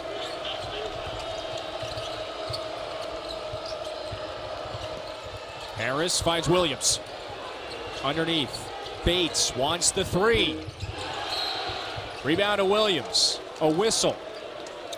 And it's the 5th foul on Brakefield. Kevin, Tyler Harris is a problem right now for Ole Miss. I don't know if there's enough time with 1:28 to go. But he is a quick, fast guard that can really, really shoot it. And those dudes are hard to guard because you have to go out on him. And once you do, man, he just has that little extra gear to get underneath and get in the lane. And I said it again. I think Tyler Harris's minutes will grow going forward, and the foul trouble for Ole Miss continues to stack up.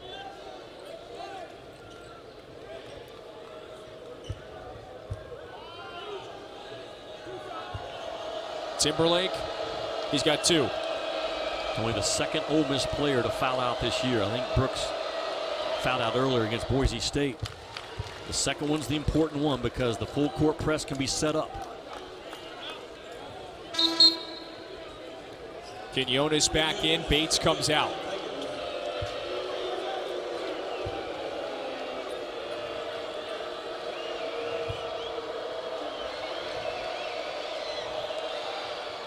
Memphis was down by 11 earlier, back to 5 once again. 90 seconds.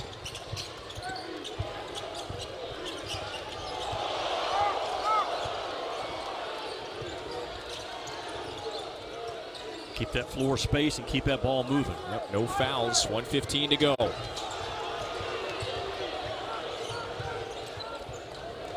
Now you cannot foul if you're Memphis. You're in a short clock, don't foul. That's Brooks, offensive. Offensive foul. Exactly what Memphis needed to do. They come down understanding it's a 2-possession game. Just sit down and guard. And man, were they good, and a huge play by Williams. You're giving the ball to Brooks in a tough spot. You know, try to drive it from 15 feet. That's an easy call to make. Hard to kill the will of this Memphis team, really of both teams. I think they got a bunch of dudes that fight. Maybe they don't always fight the right way, but especially in a rivalry game, it has shown up today. Williams has had a fine day. Harris offline. Quinones had it into Joyner's hands. 52 seconds. Oh my, what are we doing? Oh, bounces away from Crowley. Quinones, Harris lays it in. It's back to a 1-possession game. 43.2 left, and the Memphis press is heating up the Rebels. Tyler Harris has triggered this comeback effort by Memphis, really on both ends. About a 12-13 second differential between shot and game clock. And Williams fouls Brooks, who's not the best free throw shooter, but you put him at the line to stretch it back to a 2-score lead once again. So here's how Memphis just got it back to a 3-point game. They scrambled the game with their press. That's a very lazy, soft pass by Jarkel Joyner that absolutely will not work. And Tyler Harris is small. He's 5'8.5". Good elevation. Penny's calling a timeout. Boy, Harris has his imprints all over the finish of this one. 32.4 left. Ole Miss had a 62-51 lead with 2:19 to go. A couple of giveaways, a couple of missed free throws. Memphis with a burst of life, and here we go. It's a 3-point game with Brooks at the line after this timeout. Yeah, Brooks a 63% free throw shooter coming in, so Memphis got the right guy on the lane in terms of trying to close this thing out, and where the foul was. Now Brooks has a chance for 2 big ones coming up. How did you phrase it before? Memphis never quite in command, but they've never been out of this the game. No, and I think they will be in a lot of those type games this year, Memphis, because they are still so young with so many new pieces. Can Penny put this thing together in the month of December? Huge opportunities coming up on the schedule after today with Tennessee and Alabama. I feel like they need a couple of those wins, or they'll be right back where they were last year after non-conference play, and just not enough on their resume. Very important free throws right now for Ole Miss. He's 0 of 1. He's got one more coming to stretch it back to a 2-score lead. Regardless, the door is open. Make or miss right here.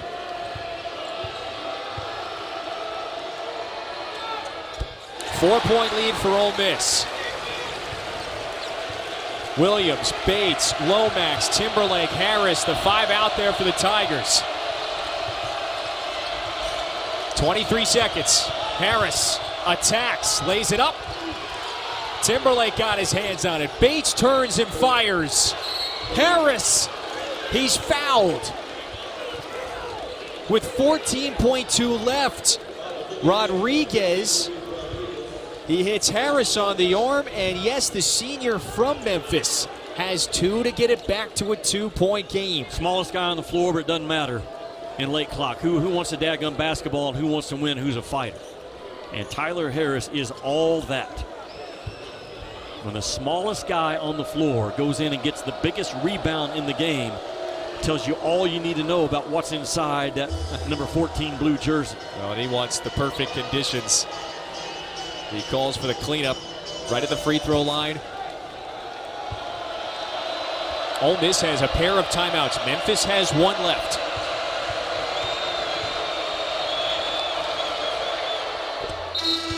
Now this great opportunity for Memphis to get their press set. Memphis has 1 timeout, Ole Miss with 2. And you've got to get the ball in if you're Ole Miss and understand just the importance of that.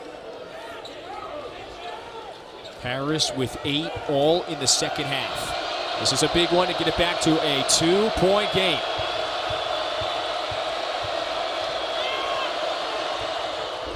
And now they can set the press up. You got to make 2 or 3 cuts if you're Ole Miss to get that ball in. Rodriguez. Double. That's Harris and Quinones. And the timeout is called with 11 seconds left. And Ole Miss is going to have to inbound in that deadly corner after the timeout. It still has 1 more left. Each team with a tee. Oh, my goodness. A couple of minutes ago, it's Ole Miss by 11. Well, I told you Memphis is hard to put away. Yep. Tyler Harris has been the guy for Memphis over the last 3 or 4 minutes on both ends. Not only making big-time shots, he's been a pest defensively in the full-court press. And to your point, Ole Miss now is in a very difficult spot trying to get the ball inbounded, because you're going to have length on the floor for Memphis, with the exception of Harris, who is just a jet in terms of a defensive playmaker. The most important thing for Ole Miss right now is getting the ball in, and can you get it inbound to someone other than Brooks, who's a 63% free throw shooter. It's an odd angle to work with where the ball is going to be placed. You don't have a lot of room to operate running the cutter towards the baseline. You have more room running towards half court. But the length is a real problem trying to inbound the ball. Penny trying to substitute Minott, but the first horn had already sounded, so too late getting the table.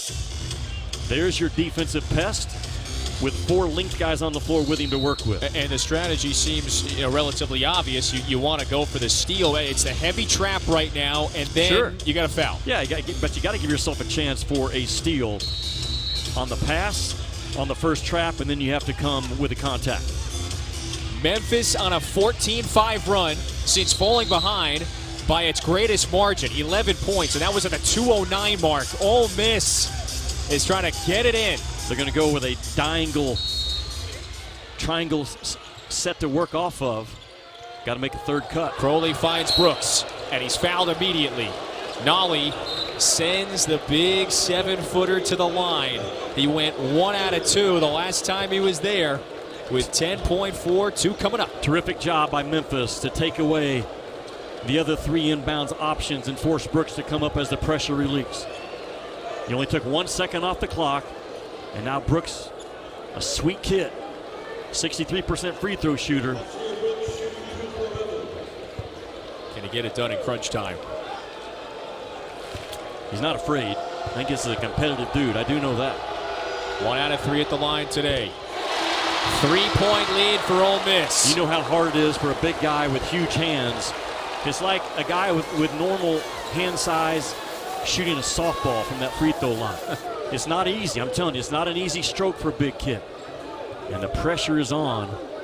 But he's looked really good and really confident and comfortable the last 4 times. Yeah, that's really terrific. Of Nasir Brooks. Yeah, that's really terrific by Nasir Brooks. Ole Miss calls the timeout. That is so difficult to do, man. Even for a point guard that's a stud of a stroke. And Brooks knew that they wanted him to be on that free throw line. He said, that's fine, you just fouled the wrong dude. Phenomenal job by Nasir Brooks. How about just the stone-cold look on his face at the line, and he converts. He has had 25 rebounds the past 2 ball games coming in. Nasir Brooks, a transfer portal guy that fell in love with Kermit Davis, being patient with him in the transfer process. But the game is still far from over.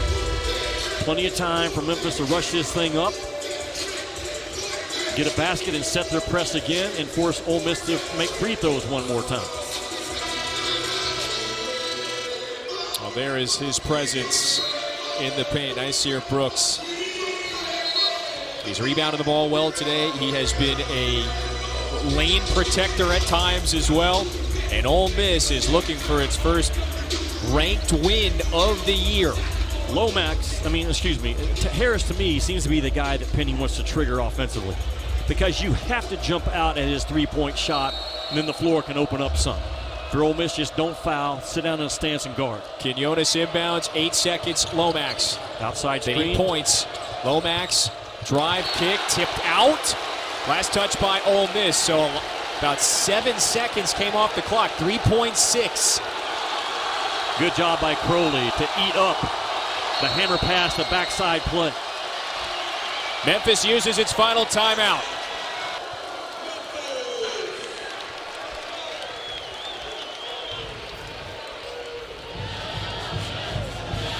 Kevin, the building always tells you the importance of the game. And the building's been really good today with 11 a.m. local start. 2 clubs that are 85 miles apart. A heated, close rivalry. They recruit against each other. And Penny Hardaway's guys come into this ball game stung a little bit, trying to reset, recalculate, reframe what their season's going to look like. I've seen some good things out of Memphis today, but I've seen more good things out of Ole Miss. They've had adversity. They've had injuries. They've had punches thrown at them by Memphis around the rim, and they've held up in that category for the most part. And now with 3.6 to go, Memphis in a hard, tough spot. If you're Ole Miss, you do not foul. Memphis has lost back-to-back games, and they're up against it right here. Down 4, 3.6 to go. Again, about 7 seconds came off the clock since their inbound, so they've got to get it in and hoist something up quickly. So it's a prime opportunity for a lob play to the front of the rim, but it's difficult to do with 7-1 Brooks protecting the rim. If you're Brooks, you do not leave that restricted arc. You protect that rim with all you have with 3.6 to go, regardless of what the action is. Lomax to inbound. A grueling battle. No timeouts. Williams turns. 2 seconds. He He walks. stepped out of bounds. 20-plus turnovers now for Memphis in this game, and they have done it in a variety of ways. That will do it. Ole Miss with its first signature win of the year. It withstands the late surge and takes down 18th-ranked Memphis, 67-63. You said it. Quite a bit of toughness. And the play of Jarkel Joyner and Matt Morrell, those two combined for 39. Ole Miss now 6-2. For Jimmy and our entire great crew, I'm Kevin. Let's get you to Debbie and Anish, Louisville, and NC State.